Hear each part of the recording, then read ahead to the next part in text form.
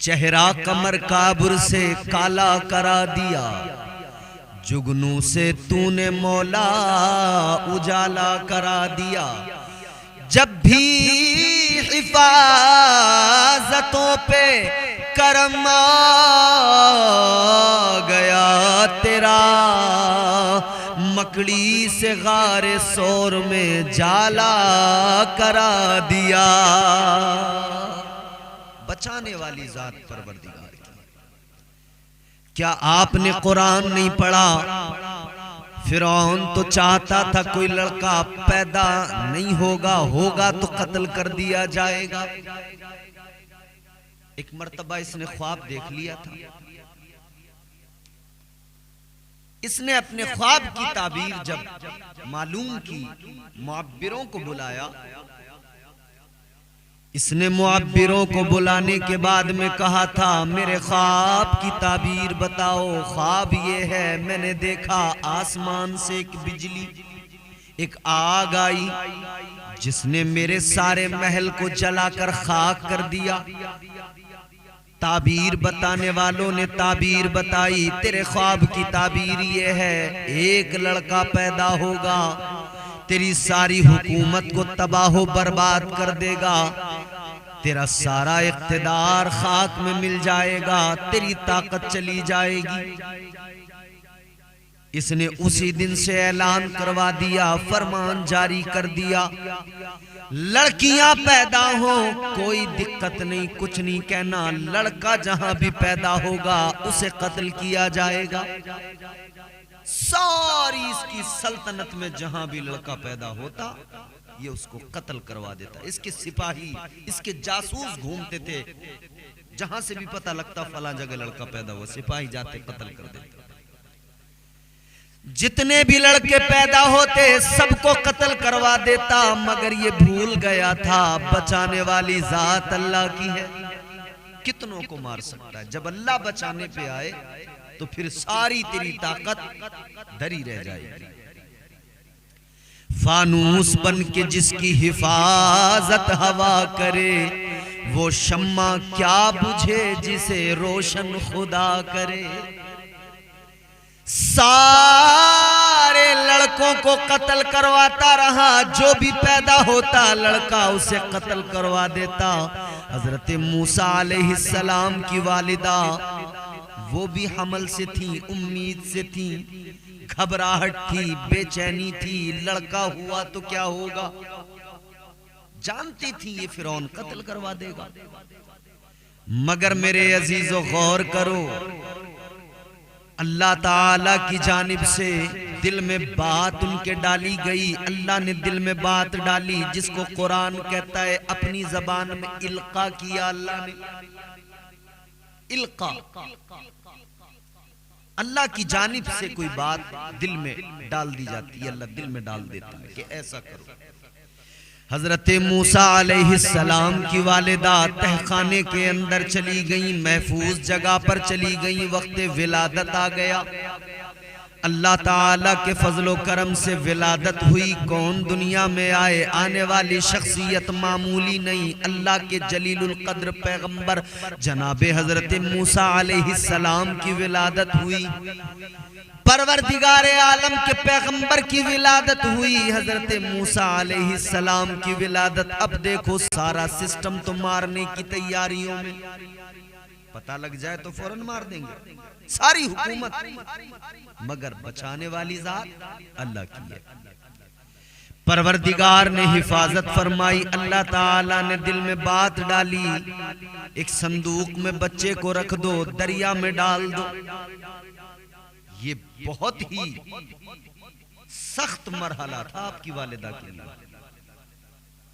کسی ماں سے جا کر ذرا معلوم کرنا کتنی تکلیفیں اٹھاتی ایک بچے کی ولادت میں، بڑے درد جھیلتی ہے، بڑی تکلیفیں سہتی ہے وہ۔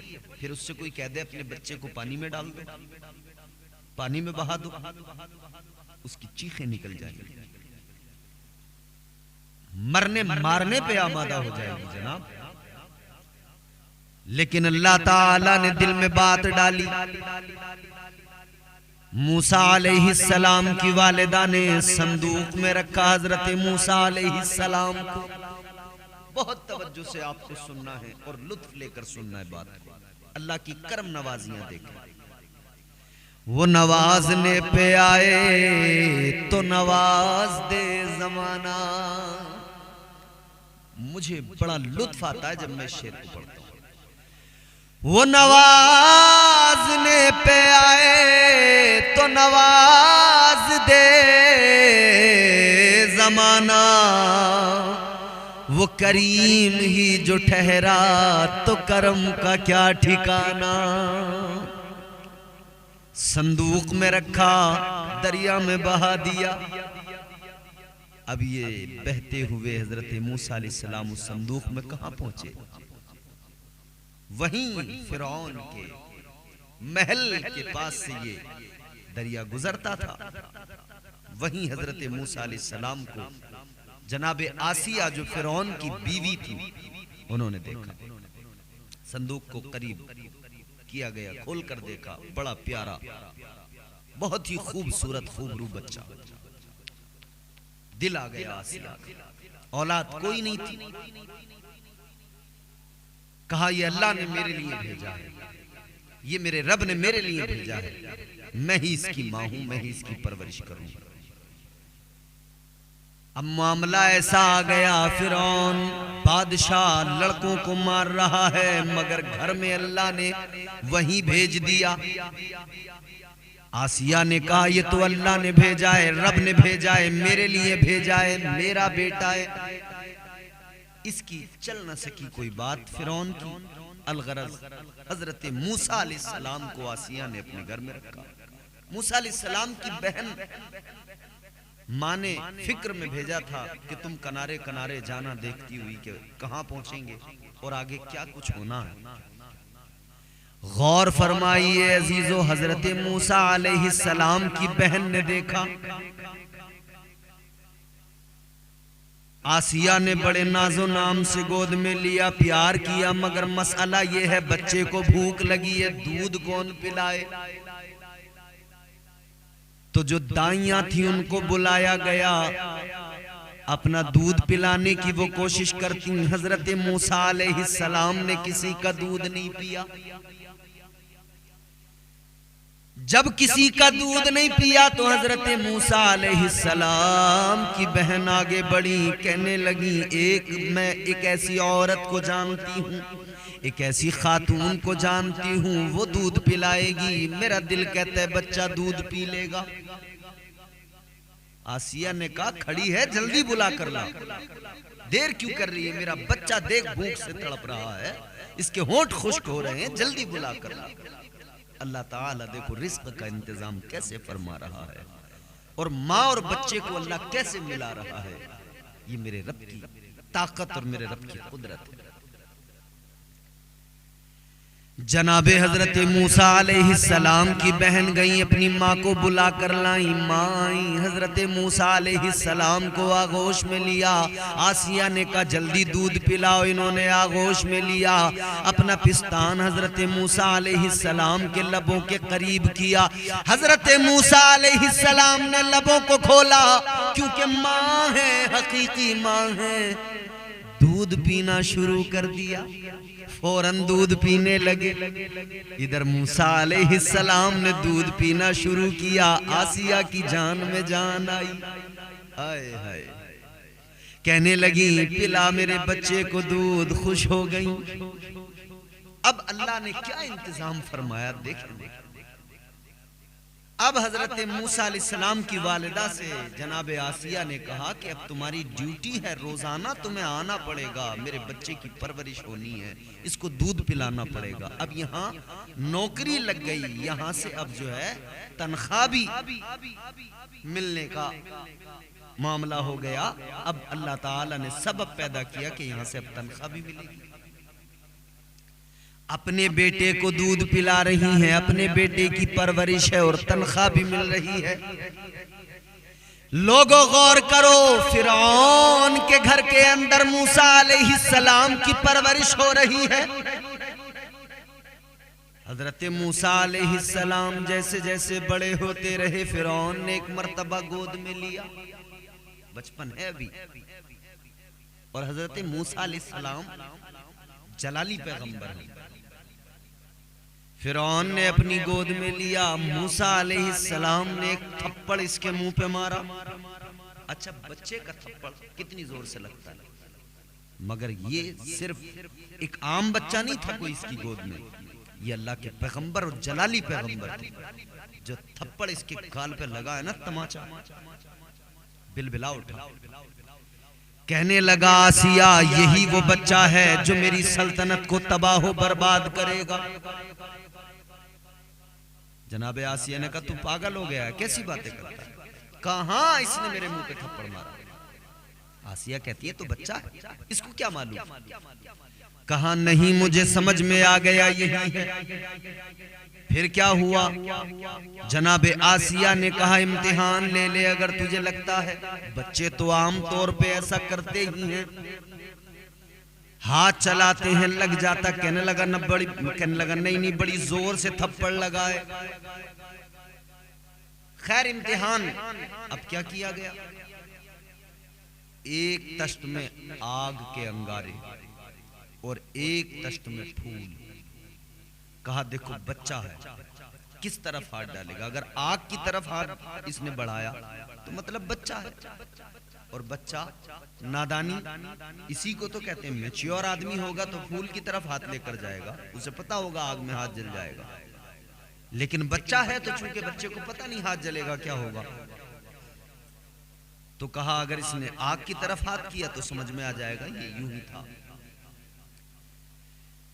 عزیزان گرامی القدر غور فرمائیے، آگ کا تشت دوسری طرف پھولوں کا تشت سامنے رکھا گیا، حضرت موسیٰ علیہ السلام کے سامنے رکھا گیا، امتحان شروع۔ تاریخ گواہ ہے، فرمایا گیا کہ موسیٰ علیہ السلام تو ہاتھ پھولوں کی طرف لے جانے والے تھے، لیکن بلبل سدرا نے جناب جبرائیل امین نے ہاتھ پکڑ کر آگ کے انگاروں پہ رکھ دیا اور ایک آگ کا انگارہ اٹھایا اور منہ میں رکھ لیا۔ اب جیسی اتنا دیکھا آسیہ تڑپ گئی، جلدی وہ انگارہ نکالا سینے سے لگا لیا۔ میں نہیں کہتی تھی بچہ ہے، یوں ہی نادانی میں بچے ہاتھ چلاتے لگ جاتا ہے، تو نے خامخواہ میرے بچے کی زبان کو جلا دیا، میرے بچے کے ہاتھ کو جلا دیا۔ فرعون ٹھنڈا ہو گیا، چلو کچھ نہیں۔ وہ آگ کا انگارہ جو منہ میں آیا تھا اس کی وجہ سے جو زبان جلی، اس کی شدت اور گرمی اور حرارت کی وجہ سے فرمایا گیا حضرت موسیٰ علیہ السلام کی زبان میں اسی کی وجہ سے لکنت پیدا ہو گئی، اور وہ لکنت رہی، الغرض پرورش ہو رہی ہے۔ حضرت موسیٰ علیہ السلام اسی گھر میں، فرعون کے گھر میں پل کر جوان ہو گئے، بڑے ہو گئے، لیکن کام تو چونکہ کرنا کیا تھا؟ پروردگار کے دین کی تبلیغ کرنا تھا، پیغمبر خدا تھے، اس ایک خدا کی وحدانیت و سمدیت و خلاقیت کا اعلان کرنا تھا۔ ادھر تو فرعون اپنے آپ کو خدا کہلواتا تھا نا لوگوں سے، حضرت موسیٰ علیہ السلام کو اپنا کام کرنا تھا۔ اب اس کے اسباب کیسے پیدا ہوئے؟ فرعون کو یہ بھی پتا لگنا تھا کہ یہی ہے وہ، اور یہ بھی پتا لگنا تھا کہ یہ بنی اسرائیل سے ہے۔ بنی اسرائیل اس زمانے میں فرعون کے غلام ہوا کرتے تھے، سارے کے سارے بڑے ظلم و ستم ہو رہے تھے ان پر۔ مگر غور فرمائیے، حضرت موسیٰ علیہ السلام جوان ہوئے، ایک مرتبہ آپ کہیں جا رہے تھے، آپ نے دیکھا، اچھا بنی اسرائیل والے لوگوں کو پتا لگ چکا تھا کہ یہ ہمارے ہم میں سے ہیں۔ ایک بنی اسرائیل کا شخص کسی فرعونی انسان سے لڑ رہا تھا، دونوں میں لڑائی ہو رہی تھی، موسیٰ علیہ السلام کا ادھر سے گزر ہوا، اس بنی اسرائیل والے آدمی نے دیکھا، دیکھ کر کہنے لگا اے موسیٰ دیکھو ذرا یہ مجھے مار رہا ہے، مجھ پر ظلم کر رہا ہے۔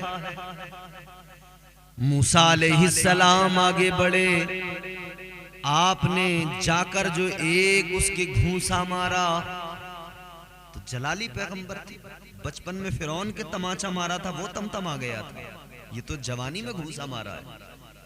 آپ نے ایک گھونسا مارا، ایک ہی گھونسے میں وہ فرعونی زمین پہ گرا، ڈھیر ہو گیا، ایک گھونسے میں مر گیا، ایک گھونسے کے اندر وہ مر گیا۔ بہرحال یہ فرعونی مر گیا اور وہ بنی اسرائیل سے جو تھا وہ بھاگ گیا۔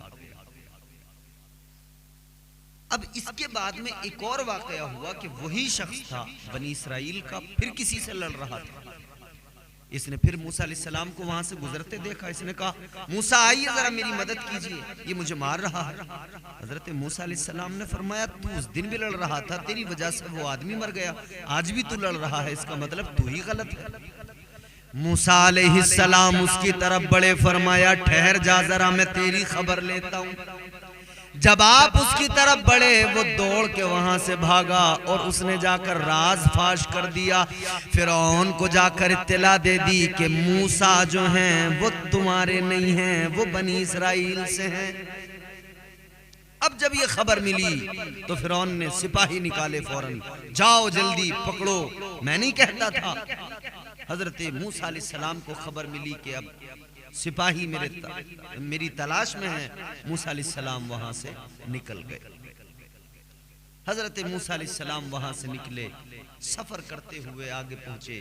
حضرت شعیب علیہ السلام اللہ کے پیغمبر ہیں، ان کی بیٹی سے نکاح ہوا۔ راستے کے واقعات اس میں ہیں کہ کنویں پر بھیڑ لگی ہے، پانی بھر رہی ہیں عورتیں، وہاں پر حضرت شعیب علیہ السلام کی بیٹی ہیں، تو پانی بھرتے ہوئے وہاں پر انہیں موقع نہیں مل رہا ہے اور بھیڑ بھاڑ ہے، تو حضرت موسیٰ علیہ السلام نے مدد کی، پانی بھر کر دیا۔ انہوں نے کہا جنبی تم کون ہو؟ کہا میں پردیسی ہوں، مسافر ہوں۔ وہ اپنے گھر لے آئیں۔ حضرت شعیب علیہ السلام کے گھر پر آنے کے بعد میں حضرت شعیب علیہ السلام نے دیکھا، اپنے یہاں پر رکھا، مہمان بنایا، اس کے بعد میں اپنی بیٹی سے نکاح کر دیا۔ 10 سال اس کے عوض میں بکریاں چرانی تھی حضرت شعیب علیہ السلام کی۔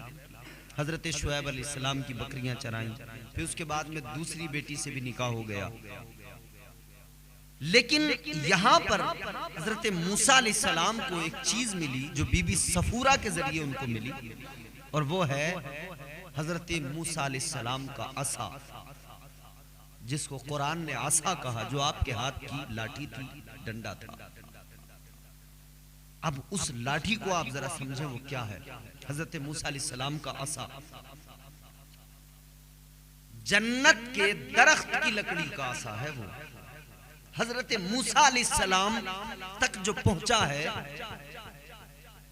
جنت کی لکڑی، پیلو کے درخت کی لکڑی کا وہ ڈنڈا ہے، وہ عصا، جس کے تعلق سے قرآن مجید میں فرمایا گیا وَمَا تِلْكَ بِيَمِينِكَ يَا مُوسَى قَالَ هِيَ عَصَايَ أَتَوَكَّأُ عَلَيْهَا وَأَهُشُّ بِهَا عَلَى غَنَمِي وَلِيَ فِيهَا مَآرِبُ أُخْرَى۔ اللہ تعالیٰ نے حضرت موسیٰ علیہ السلام سے خطاب فرمایا، موسیٰ یہ تمہارے ہاتھ میں کیا ہے؟ حضرت موسیٰ علیہ السلام کہتے ہیں یا اللہ یہ میری لاٹھی ہے، ڈنڈا ہے، میں اس سے بکریاں چراتا ہوں، اپنی بکریوں کے لیے پتے جھاڑتا ہوں، اور اس سے اور بھی میں کام کرتا ہوں۔ اور دیگر کام کیا تھے اس کے؟ روایتوں میں موجود ہے حضرت موسیٰ علیہ السلام جب اندھیرے میں چلتے تھے، اس ڈنڈے سے، اس عصا سے، آپ کے اس لاٹھی سے روشنی نکلتی تھی، اندھیرے میں اجالا ہو جاتا تھا۔ وہ مبارک جنتی درخت کی لکڑی کا عصا حضرت آدم علیہ السلام کو جنت سے ملا تھا، پھر وہ حضرت شعیب تک پہنچا تھا، پھر اس کے بعد میں بی بی صفورہ کو ملا، پھر حضرت موسیٰ علیہ السلام پہ پہنچا۔ اب دیکھیں پھر حضرت موسیٰ علیہ السلام جب پلٹ کر آئے ہیں اور پھر اللہ کی توحید اور کبریائی کا اعلان کیا ہے اور آپ دین کی تبلیغ کرنے لگے ہیں، تب پھر مقابلے میں پورا سسٹم ہے، پوری سلطنت ہے، فرعون ہے، ایک میلہ ہے لگا ہوا، اس کے اندر تمام جادوگر بلائے گئے، جادوگروں نے اپنی رسیاں اپنی لکڑیاں ہاتھوں کی پھینکی، وہ سانپ بن گئے، آگے بڑھے، سارے فرعونی تالیاں بجانے لگے، خوش ہو گئے، کہنے لگے دیکھو یہ ہمارے لوگ ہیں، ان کی یہ پاور ہے۔ تاجدار مدینہ والی کائنات مصطفیٰ جان رحمت کے پیارے دیوانوں، غور کیجئے، حضرت موسیٰ علیہ السلام کے سامنے جب انہوں نے اپنے ہاتھوں کی رسیوں کو ڈالا، اپنی لکڑیوں کو ڈالا، وہ سانپ بن کر آگے بڑھے۔ حضرت موسیٰ علیہ السلام نے اپنا وہی ڈنڈا، وہی عصا، آپ نے اس کو جب زمین پر ڈالا، وہ عصا ایک اژدہے کی شکل اختیار کر گیا، اژدہا بن گیا، اور سارے جو جادوگروں کے سانپ تھے ان کو نگل گیا، بعد میں پھر وہی لکڑی کا ڈنڈا وہی عصا بن گیا۔ یہ معاملہ دیکھا جب ان جادوگروں نے، سارے کے سارے جادوگر کہنے لگے آمنا برب ہارون و موسیٰ، کہتے ہیں ہم موسیٰ اور ہارون کے رب پر ایمان لے آئے، سب ایمان لے آئے۔ حضرت موسیٰ علیہ السلام تبلیغ کرتے رہے، فرعون سے مقابلہ ہوتا رہا، الغرض پھر یہ ہوا کہ آپ بنی اسرائیل کو لے کر وہاں سے نکلے، اور جب آپ نکلے، اب میں جو عرض کر رہا تھا کہ اللہ بچانے پہ آئے تو کیسے بچاتا ہے اور مارنے پہ آئے تو کیسے مارتا ہے۔ حضرت موسیٰ علیہ السلام بنی اسرائیل کو لے کر جب وہاں سے نکلے، فرعون کو پتہ لگا، فرعون اپنی فوج لے کر نکلا، راستے میں دریا ہے، پروردگار عالم کا حکم ہوا موسیٰ دریا پہ اپنے ڈنڈے کو مارو، عصا مارو۔ حضرت موسیٰ علیہ السلام نے دریا پہ اپنا عصا مارا، دریا بیچ سے پھٹا، راستہ خشکی کا نکل آیا۔ حضرت موسیٰ اور بنی اسرائیل اسی راستے سے نکلے، دریا کو پار کیا، فرعون پیچھے پیچھے آیا تھا، وہ بھی جب اس راستے پر آیا، جب وہ دریا کے اندر اس خشک راستے پہ آیا، اللہ کا حکم دریا کو ہو گیا واپس ملنے کا، دریا واپس مل گیا، راستہ ختم، فرعون اور تمام اس کے ساتھی سارے کے سارے پانی میں ڈوب کر غرق ہو کے مر گئے۔ اللہ تعالیٰ بچانے پہ آئے تو دریا میں راستہ نکال کے بنی اسرائیل کو بچائے، اور اللہ مارنے پہ آئے تو وقت کے طاقتور بادشاہ کو اسی دریا میں غرق کر کے مار دیتا ہے۔ یہ اللہ کی شان ہے، بچانے والا بھی وہی ہے، مارنے والا بھی وہی ہے۔ تو گھبرانے کی ضرورت نہیں ہے، ڈرنے کی ضرورت نہیں ہے، زمانہ دشمن ہو جائے، بس اتنا یاد رہے کہ ہماری گردن میں مصطفیٰ کی غلامی کا پٹا رہے، ہمارے یہ سر اللہ کی بارگاہ میں جھکے رہنے چاہیے، کسی کے سامنے جھکنے کی ضرورت نہیں۔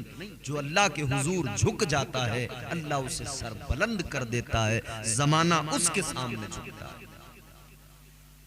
نہ گھبراؤ مسلمانوں، خدا کی شان باقی ہے، ابھی اسلام زندہ ہے، ابھی قرآن باقی ہے۔ یہ ظالم کیا سمجھتے ہیں جو اپنے دل میں ہنستے ہیں، ابھی تو کربلا کا آخری میدان باقی ہے۔ دنیا مٹانے کی کوششیں کرے مگر یاد رہے مسلمان کل بھی تھا، آج بھی ہے، صبح قیامت تک رہے گا، اسے کوئی مٹا نہیں سکتا ہے۔ بلکہ سنو، ایک دور تو ایسا آئے گا پھر اسلام کا ہی پرچم پوری دنیا میں لہرائے گا۔ ابھی ہیں مشکلیں، ابھی ہیں پریشانیاں، لیکن آئے گا لیکن ایک دور کہ اسلام کا ہی پرچم پوری دنیا پہ لہرائے گا۔ پھر وہ وہی خلافت کی بہاریں ہوں گی۔ انتظار ہے قوم مسلم کو اس وقت کا، ہم نہ صحیح ہمارے آگے کی نسلیں وہ وقت دیکھیں گی، پوری دنیا میں اسلام کا پرچم لہراتا نظر آئے گا اور مسلمان کی شان دنیا میں نظر آئے گی۔ حضرت امام مہدی کا ظہور ہوگا، پوری دنیا پر اسلامی حکومت ہوگی، خلافت قائم کی جائے گی۔ امام مہدی آئیں گے، لیکن یاد رہے ان کے آنے سے قبل بہت ساری دشواریاں اور مشکلات کا سامنا مسلمان کو کرنا ہے۔ مسلمان صابر رہے، اپنے دین پر قائم رہے، کیونکہ دجال بھی آئے گا۔ اور جانتے ہو آج کل کچھ لوگ ہیں جو پرچیاں کھول کے دکھا رہے ہیں، ٹرک کا استعمال کر کے پرچیوں میں بتا رہے ہیں، کہہ رہے ہیں ہم وہ باتیں بتا دیں گے تمہاری جو کوئی نہیں جانتا ہے، ہم تمہارے راز بتا دیں گے۔ یہ پرچیوں والے ابھی تم نے کیا دیکھے ہیں؟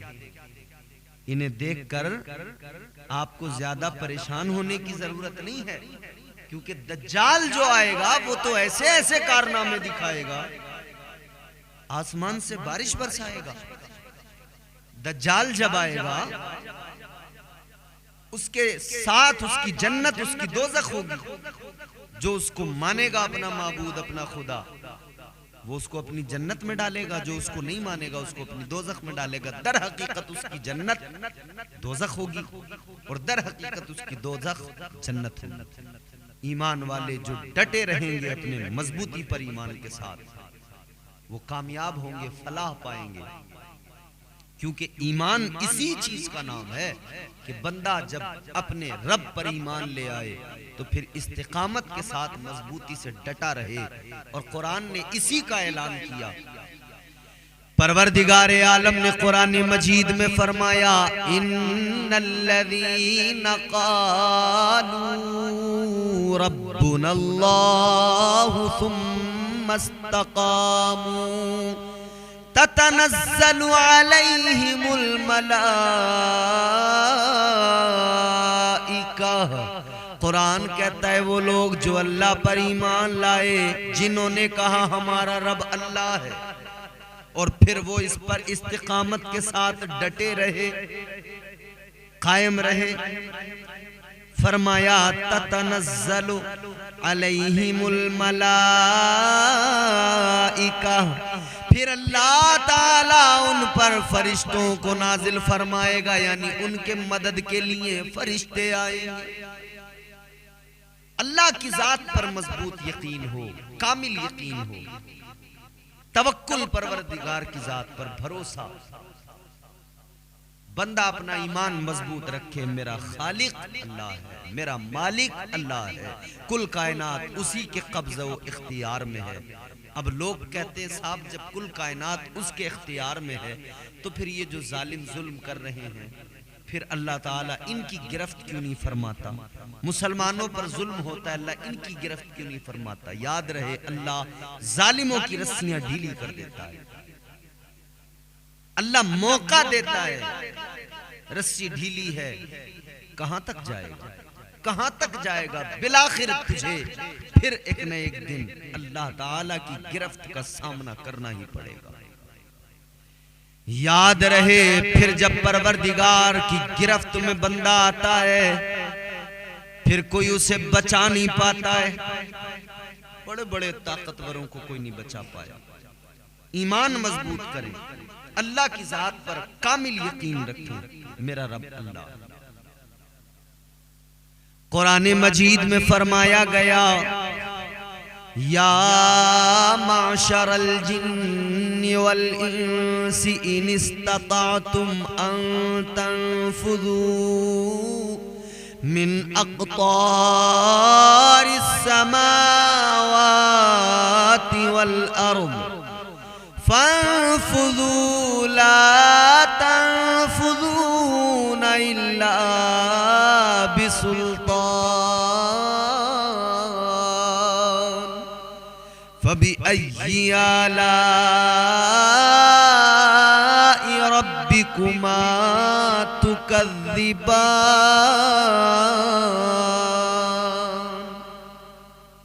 قرآن کہتا ہے تم چاہو جتنا زور لگا لو، زمین و آسمان کی تمام طاقتیں جمع کر لو، تمام انسان جمع کر لو، تمام جنات جمع کر لو، مگر یاد رہے جہاں جاؤ گے اللہ کی طاقت دیکھو گے، اس کی قدرت کا مشاہدہ کرو گے، وہ بڑی طاقت والا ہے۔ کون کون سی نعمت کو تم اپنے رب کی جھٹلاؤ گے؟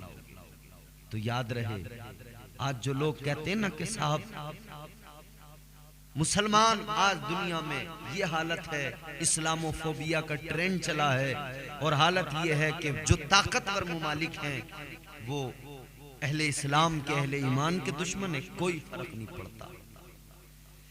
سارا زمانہ ہمارا دشمن ہو جائے، ساری دنیا ہم سے ناراض ہو، فکر کوئی نہیں، بس ہمارا رب ہم سے راضی ہو، ہمارے آقا مدینے کے سلطان ہم سے راضی ہو۔ یاد رہے اللہ کے محبوب راضی تو پروردگار راضی، اور رب راضی تو پھر جگ راضی۔